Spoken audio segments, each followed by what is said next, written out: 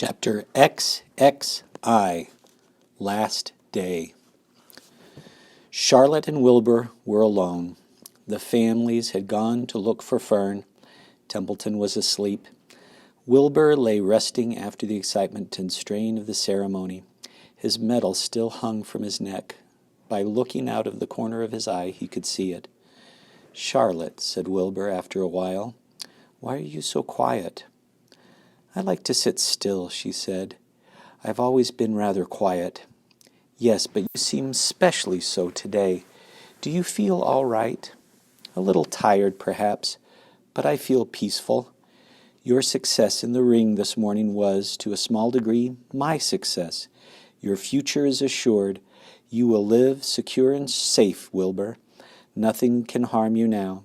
These autumn days will shorten and grow cold. The leaves will shake loose from the trees and fall. Christmas will come, then the snows of winter. You will live to enjoy the beauty of the frozen world, for you mean a great deal to Zuckerman, and he will not harm you, ever. Winter will pass, the days will lengthen, the ice will melt in this pasture pond. The song sparrow will return and sing, the frogs will awake, the warm wind will blow again. All these sights and sounds and smells will be yours to enjoy, Wilbur.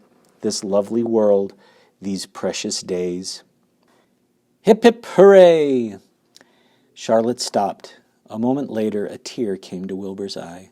"Oh, Charlotte," he said, "to think that when I first met you, I thought you were cruel and bloodthirsty." When he recovered from his emotion, he spoke again. "Why did you do all this for me?" he asked. "I don't deserve it.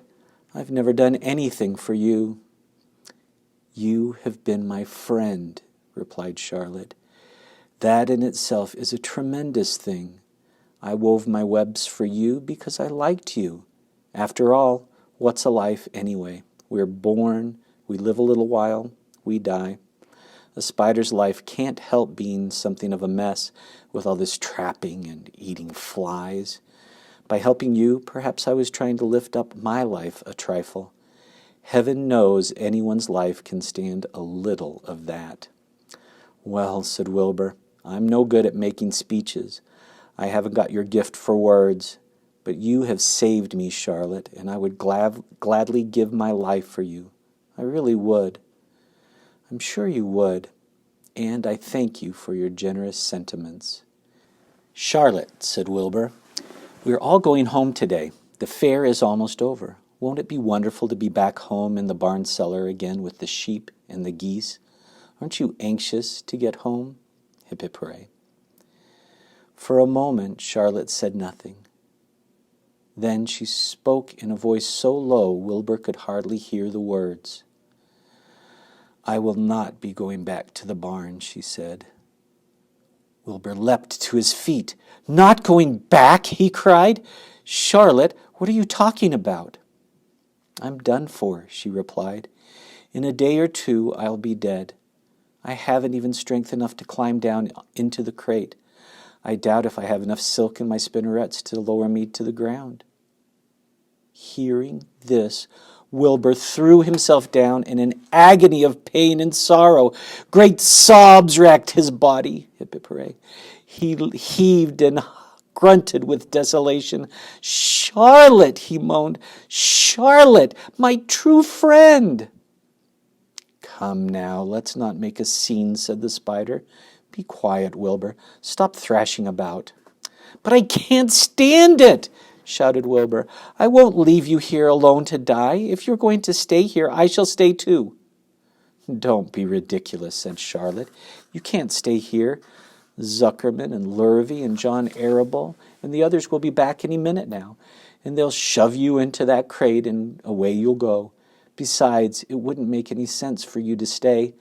There would be no one to feed you. The fairgrounds will soon be empty and deserted."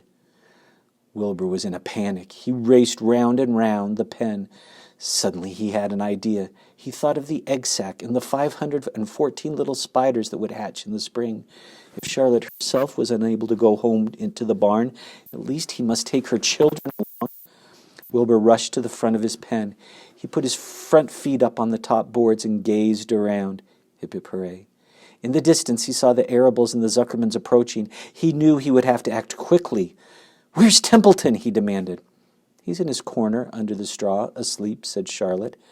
Wilbur rushed over, pushed his strong snout in under the rat, and tossed him into the air. "Templeton!" screamed Wilbur. "Pay attention!" The rat, surprised out of a sound sleep, looked first dazed, then disgusted. "What kind of monkey shine is this?" he growled. "Can't a rat catch a wink of sleep without being rudely popped into the air?" "Listen to me," cried Wilbur. "Charlotte is very ill. She has only a short time to live. She cannot accompany us home because of her condition. Therefore, it is absolutely necessary that I take her egg sac with me. I can't reach it and I can't climb. You are the only one that can get it. There's not a second to be lost. The people are coming. They'll be here in no time. Please, please, please, Templeton, climb up and get the egg sac." The rat yawned. He straightened his whiskers. Then he looked up at the egg sac. "So," he said in disgust, "so it's old Templeton to the rescue again. Is it? Templeton, do this. Templeton, do that. Templeton, please run down to the dump and get me a magazine clipping. Templeton, please lend me a piece of string so I can spin a web." "Oh, hurry," said Wilbur. "Hurry up, Templeton." But the rat was in no hurry. He began imitating Wilbur's voice.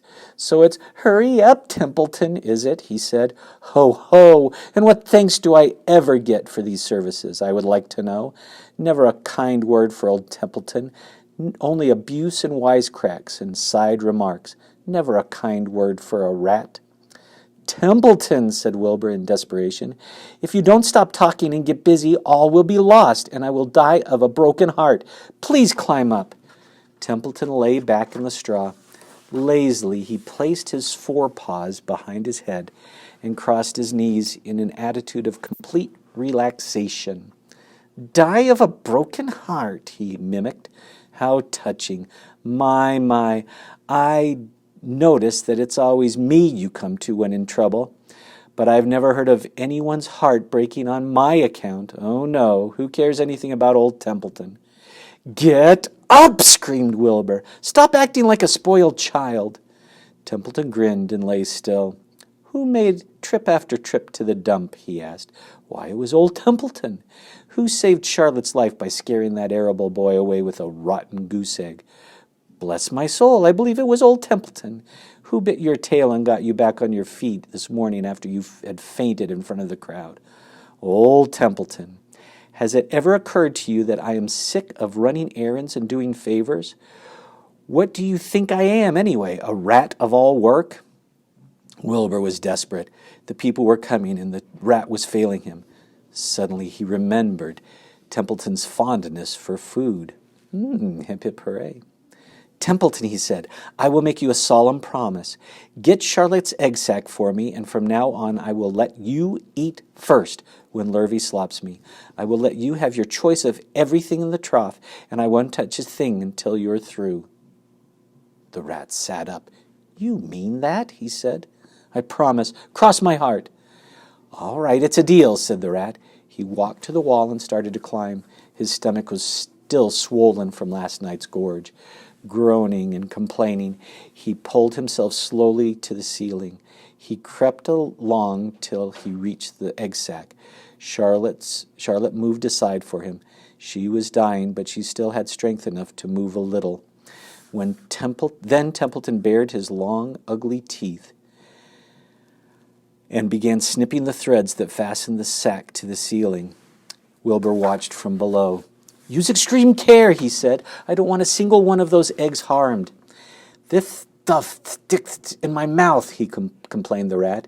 "It's worse than caramel candy." But Templeton worked away at his job and managed to cut the sack adrift and carried it to the ground, where he dropped it in front of Wilbur. Wilbur heaved a great sigh of relief. Hip hip hooray. "Thank you, Templeton," he said. "I will never forget this as long as I live."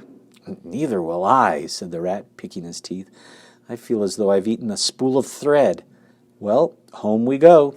Templeton crept into the crate and buried himself in the straw. He was he got out of sight just in time. Lurvy and John Arable and Mr. Zuckerman came along at that moment, followed by Mrs. Arable and Mrs. Zuckerman and Avery and Fern. Wilbur had already decided how he would carry the egg sack. There was only one way possible. He carefully took the little bundle in his mouth and held it there on top of his tongue. He remembered what Charlotte had told him, that the sack was waterproof and strong. It felt funny on his tongue, and it made him drool a bit, but of course he couldn't say anything. But as he was shoved into the crate, he looked up at Charlotte and gave her a wink. She knew he was saying goodbye in the only way he could, and she knew her children were safe. "Goodbye," she whispered. Then she summoned all her strength and waved one of her front legs at him. She never moved again. Next day, as the Ferris wheel was being taken apart, and the racehorses were being loaded into vans, and the entertainers were packing up their belongings and driving away in their trailers, Charlotte died. The fairgrounds were soon deserted. The sheds and buildings were empty and forlorn. The infield was littered with bottles and trash. Nobody of the hundreds of people that had visited the fair knew that a gray spider had played the most important part of all. No one was with her when she died. And that is the end of a very sad chapter 21. Tomorrow we'll read the last chapter, chapter XXII, A Warm Wind. Did I tell you what the last word was? Let's look and see if we can remind ourselves. The last word was both. Did you remember that? All right. We'll have chapter 22 tomorrow.